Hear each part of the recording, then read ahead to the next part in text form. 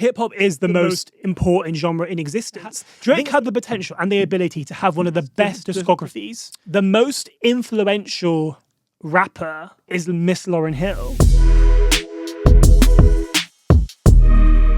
Hi everybody, how are we? Hope you're well, safe, hydrated, looking after yourself with your SPF, enjoying the sun. For those of you who do not know me, what are you saying? My name is Jord Howard. It's nice to... Yeah, Jord Howard, yeah. It's nice to meet you. Thanks for joining.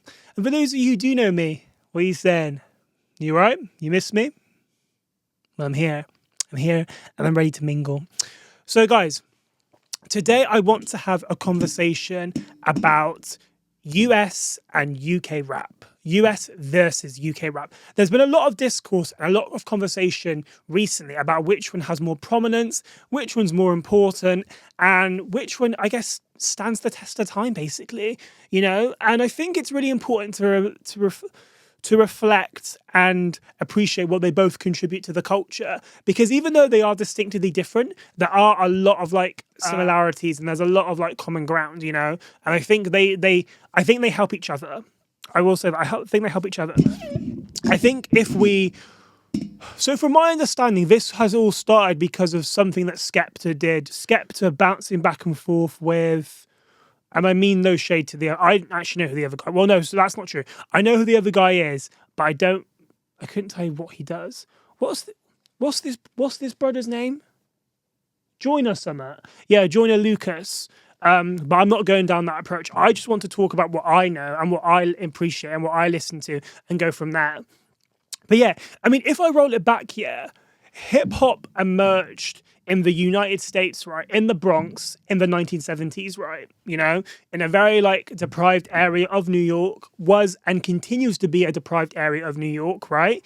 And the key messaging through this music was about struggle for the African Americans. That was the initial prompt. That was the initial like driving force. Yeah, let's use this body of art.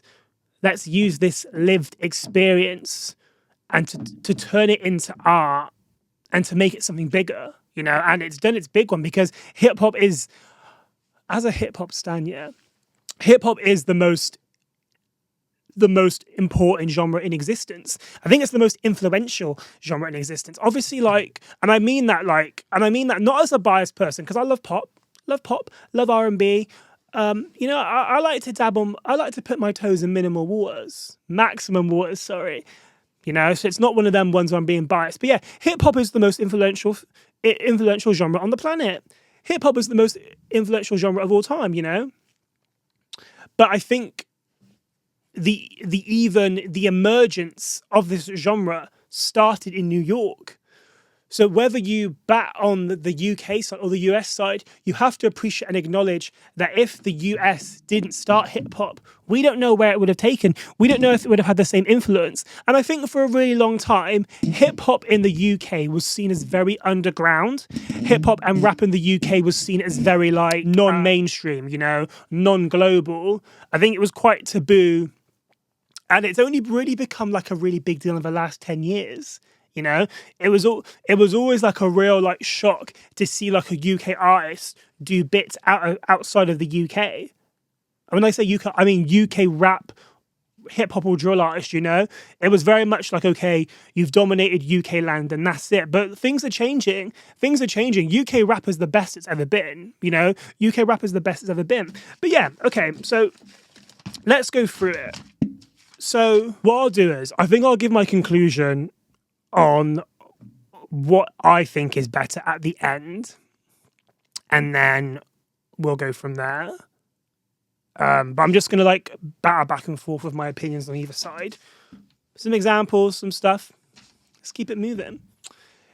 But let's run it back to the initiation or the introduction, if you will, of UK rap. I don't know why this is such a like weird topic, right? Dizzie Rascal, right? Dizzie Rascal does not get the credit that he deserves. I honestly think if we're looking back to the person who should be regarded and seen as the pioneer of British rap, as the GOAT of British rap, is Dizzie Rascal, which I find quite interesting because whenever I like have these conversations, people always jump on the bandwagon and say it's Skepta. Like, people always want to claim Skepta as like the OG and the GOAT of UK rap. And I love Skepta. I think Skepta is so talented. I think Skepta is so important to the culture. I think Skepta is the first artist who was able to one of the first artists, not only to like put UK hip hop on the map, but also incorporate fashion as well. I think Skepta is the OG when it comes to that. But I find it really weird because I think, does it not go without saying that the OG male rapper is Dizzie Rascal? Is that not a given? You know, like Boy in the Corner has been referred to and regarded as the most important hip-hop album by a rapper ever, you know? Dizzie Rascal was the first person to put UK hip-hop on the map, you know? Tongue in Cheek was probably the first album by a rapper that was able to really go mainstream, that was really able to enter the charts and go into a pop space. You know, he won a Mercury Prize for Boy in the Corner, and this is in no way a disrespect to Skepta, because Skepta is so important and what he has provided is absolutely incomparable. However, I just find it really interesting when like Dizzie isn't credited. Granted, I would say that, do you know, if we probably push it to 2025, I would say that Skepta has more of a presence. Skepta definitely is more prominent within the scene. However, I do not think it's fair to not credit Dizzie Rascal as the OG, you know?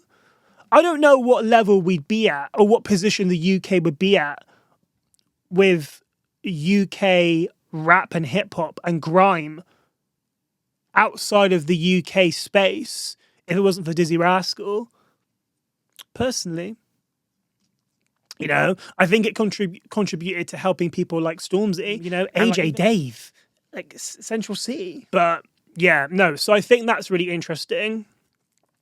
And I feel like there was kind of like an emergence, because I think Dizzie was the OG for a really long time, you know? And I think like rap and hip hop until like even like 16, 18, it was very underground, and it was almost like we had like these token UK rappers, you know?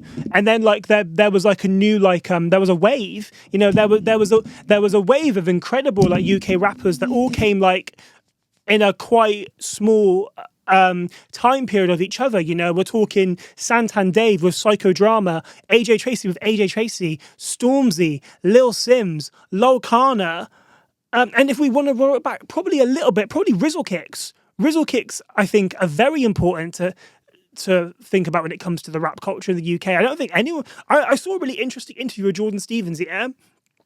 And he was saying that when he started, or in the earlier stages of Rizzle Kicks, you couldn't get booked if you didn't have a band, which is really interesting because if you watch rappers now, there's no band on the stage, just an MC, you know? But yeah, I think and Rizzle Kicks was another one who like was able to like get into the mainstream space. I don't know if it comes across more marketable or like appealing if there's a duo. I don't know. You know, I'm not in that position in music. I'm just a consumer and an observer. But I think it's really important to recognize who was there before to get to where we are today, you know? And obviously Wiley, he's a really prominent figure. Granted, obviously, like he's a bit controversial, but he's goated, you know, he's made some, but even he, like his debut album, Treading on Thin Ice, was released a year after Boy in the Corner, you know?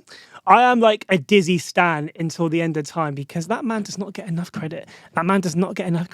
Dizzy Rascal, if you're watching and if you want to talk to me, I film in Northwest London. What are you saying? I personally think one of the distinct differences, between the US and the UK rap is that I feel like I feel like UK rap is a bit more meaningful. Okay, like you have like the OGs like Kendrick and Jay-Z and J. Cole that talk about like real issues like anti-blackness in the US, police brutality, and other issues like that, right? But like it feels like there's a very common theme with a lot of rappers now just talking about like just making things up on the spot, you know, like just things that just aren't applicable. Like when I think of like some rappers who like make good music, but it's not, and maybe I see it differently because I love a meaning. I love a meaning behind a rap, yeah. But when I listen to people like Travis Scott and Future and people like that, I'm like, it doesn't hit the same. You make good beats, you make good production, and the music is good, but like it's not the same. But then like when I hear conversations surrounding UK rap and like raps that are by UK artists, you know, it's very direct and it's very focused on like class struggles and like real relatable issues that a lot of young men, well, all men period, can talk experience within the UK, you know? And I just feel like a lot of US rappers are very focused on commercial performance. I feel like a lot of US rappers are so focused on commercial performance, they forget to consider and appreciate critical reception, you know? Which is great. Get your numbers, get your bag, but it kind of neglects the art and the craft. I think Drake is a victim of that. I feel like Drake had the potential and the ability to be, I mean, he is one of the best rappers ever, but Drake had the potential and the ability to have one of the best discographies. Drake had the potential and the ability to have one of the best discographies. If Drake had have stopped making music after Certified Lover Boy, goated.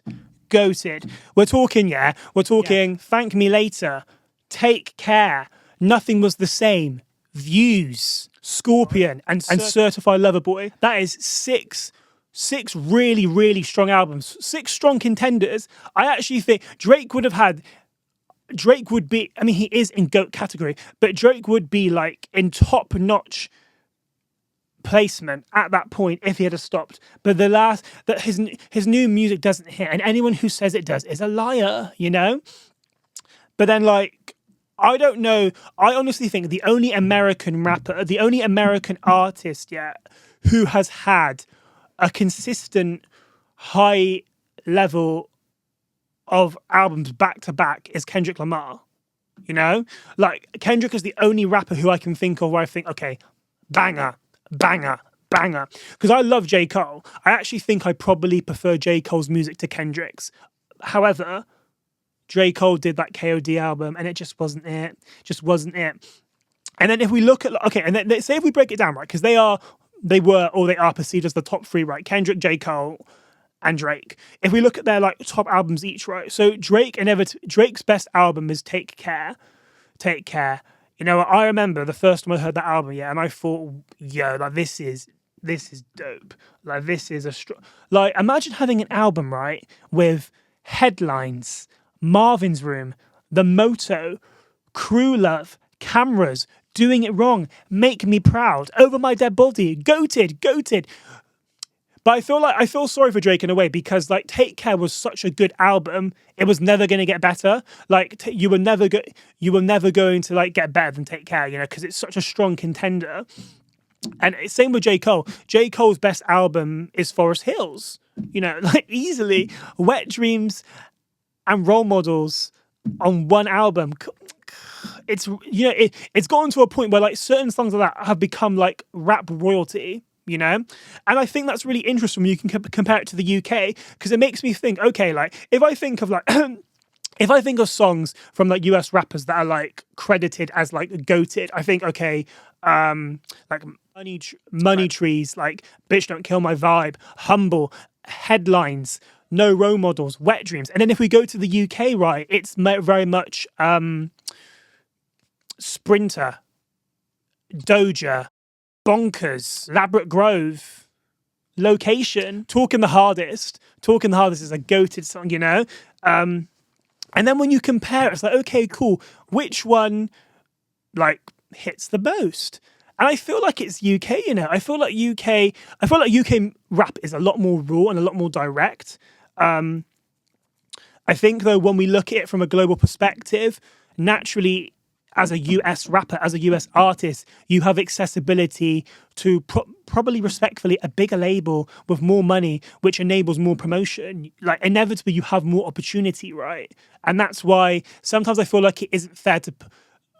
Well, I mean, we're doing it now, really, but it isn't always fair to compare. Because I think for a really long time, yeah, I was primarily, probably until about the age like 20 or 21, I was primarily only listening to US rappers because US rap and US music is so dominating. Sometimes you are unable, or you were unable, to distinguish the difference between US and UK because US has generated so far into UK spaces, into UK nightclubs, into UK tours. You can't always pick out the difference. Do you know what I mean? And then when this like UK prominent subculture of rap like got established, it changed the game completely. You know, it's a very like unique. It's a USP now. You know, and I think the transition has like also changed with regards to like collaborations. I feel like if we were to roll it back like maybe just over 5 years ago, it would be UK rappers trying to collab with US rappers. But now it's switched up. And I think you have to give Drake his cred and his flowers for that. Because Drake, for all his rights and wrongs, he's very good at integrating US and UK rappers together. You know, he's got songs with Central C, AJ Tracy. Has he got a song with Dave? Dave, Gigs. You know, like it's a strong contender.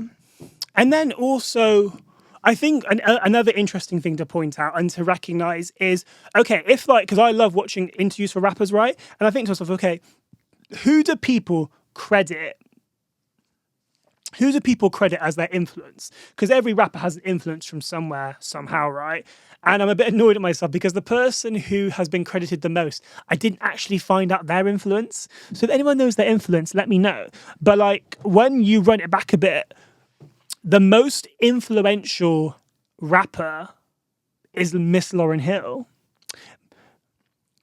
I think it takes an extremely impressive skill set and an extremely immense amount of talent to release one career-defining moment that has like established you as one of the best rappers for like nearly 3 decades. You know, I don't think there'll ever be anybody who is able to accomplish and achieve so much with a singular album. I don't think that skill set is able to reappear, to be honest. I don't think that skill set is repeatable, you know? When I think about influence and I think about legacy, I do think that Miss Lauryn Hill is the most. I think Miss Lauryn Hill is the most important rapper of our time. You know, Kendrick Lamar credits her, and I feel like Kendrick is probably perceived and credited as the most, probably so much now, especially in the last year, as the most important rapper of our generation. You know, of our decade. So I think for him to credit her is really substantial. And Kendrick isn't really one to credit rappers, to be honest. Like, Kendrick isn't really one to credit, not so much now anyway, but he's always given his flowers to Lauryn Hill, as has Little Simz, as has Nicki Minaj. And obviously Nicki Minaj is the most, numerically, is the most successful female rapper, right? And she, you know, and it makes you think, okay, well, where does this all come from? And the Miseducation of Lauryn Hill is a perfect album. It's beautiful, it's cohesive, it's a story. And I think, and it was really ahead of its game. You know, not only just being a female rapper, but actually having a direct, clear story, you know? I think that's something that's only become very, like, recent in, like, maybe, like, the last, like, 10 years. And I only say that because I think there was a period in the noughties, the mid-2000s, where like there was less of a focus on albums and more of a focus on getting a hit single, more of a focus on getting a single that bangs, that hits, that does numbers, that gets on the charts, you know? And I think the transition has shifted and the focus has changed. And now it's very much like, okay, let me create a body of work that shows and displays a narrative, you know? I mean, Kendrick has always been a pure good example of that. So has J. Cole. So's Dave, you know? But I think it's important to remember that UK rap is continuing to rise. There's so many people that I haven't even mentioned who like are doing their bit, you know, like Getz, Wretch32, Nux, AJ Tracy, Potter, Little Simz. Oh my God, Little Simz. I don't think I've ever seen like a female rapper that has been able to achieve what she has. Because like when I see all these conversations, right, about importance and significance globally, like I watch like a lot of like podcasts and stuff. Little Simz is the only female UK rapper that gets creds. Shy Carter's very good as well. Give her creds. Big up her. She's going to be massive. But yeah, and I think, do you know what? And I think the most exciting rapper who we have at the moment in the UK is probably Central C. I've never seen a UK rapper have so much US influence in such a short amount of time. Central C's debut album, Can't Rush Greatness, was phenomenal. I thought it was very well produced. I thought he provided a deeper level.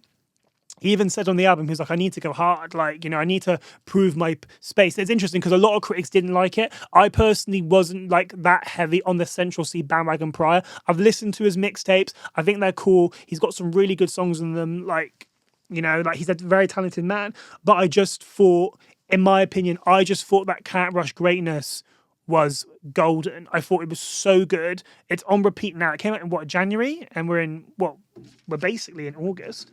You know, and I thought it was a beautiful album. But yeah, it's been really, I think he's the first UK artist to bridge the gap. I think, obviously, there's a lot of respected UK rappers that have done their thing, like Dave, AJ, and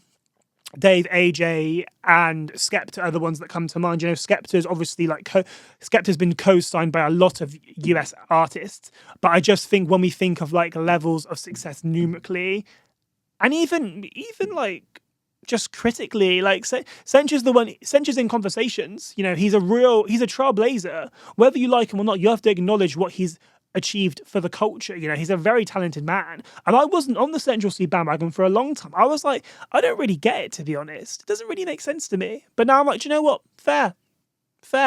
You know, and it's exciting. He's only going to go up. But I feel like the UK rappers are a bit more serious, you know, like every UK rapper who like is popping, I would say has solid amounts of work. You know, there are some US rappers I think, oh, okay, this isn't really it. You know, this isn't really substantial. Like, I find it amazing how Ice Spice has done so well. But at the same time, I do think it is important to remember that like music isn't always serious. I see music as serious because I love it. Music is my escapism and my form of comfort, right? So I want like a deep, meaningful story. But some people just want to shake ass. Some people just want to like move a bit in the club, you know? So like when I see rappers like Ice Spice, I'm like, oh, I'm not feeling you. Or people like, who else is a good example?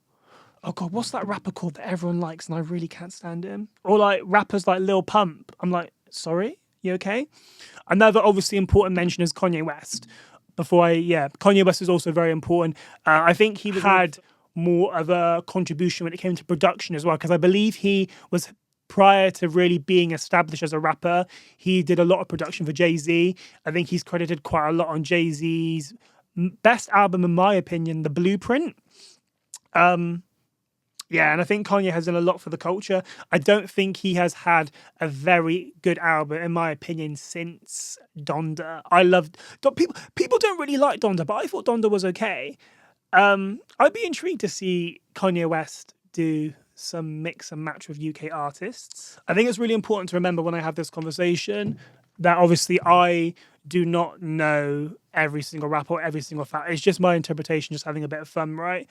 Okay, but if I round it up real quick, in my humble opinion, I think UK rap is more substantial and more important than US rap. I think US rap has had, I think 10 years ago, the focus and the priority was on US rap because it naturally has more power, more money and more numbers. But I think as we become more familiar with music and the significance I think UK rap is more important. I think UK rap is more raw. I think it's more direct. I think it's more to the point, and I think it's more talented. I think US rappers can be quite lazy, to be honest.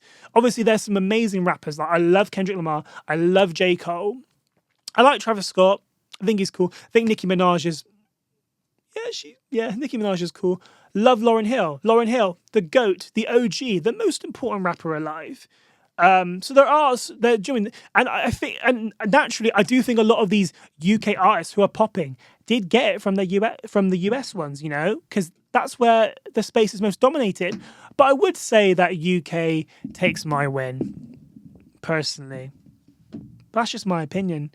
But yeah, I need to like pack up before I get kicked out and charged a shit ton of money.